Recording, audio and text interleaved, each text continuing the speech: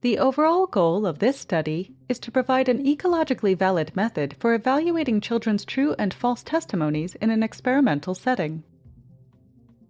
This method can answer key questions in the forensic psychology field, such as how and why children produce false reports about crimes they witness.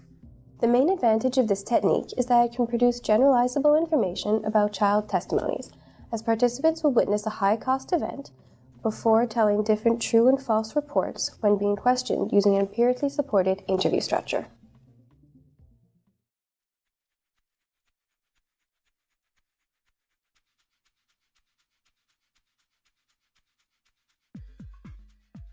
Begin by placing the necessary materials for the filler activities in the testing room. Put $20 and fake identification cards, such as an old bus pass, inside a wallet to give the participant the impression that the wallet belongs to someone else. Then, hide the wallet in a concealed location in the testing room, such as behind a flower pot on a table. Place a jacket near the wallet to be retrieved by the instigator immediately prior to the theft situation. Put a testing in progress sign on the door of the testing room to avoid disturbances.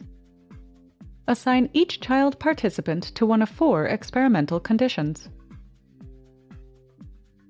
For the false denial condition, take the money from the wallet, but ask the children to falsely deny the theft to the interviewer by saying that the instigator did not take the money.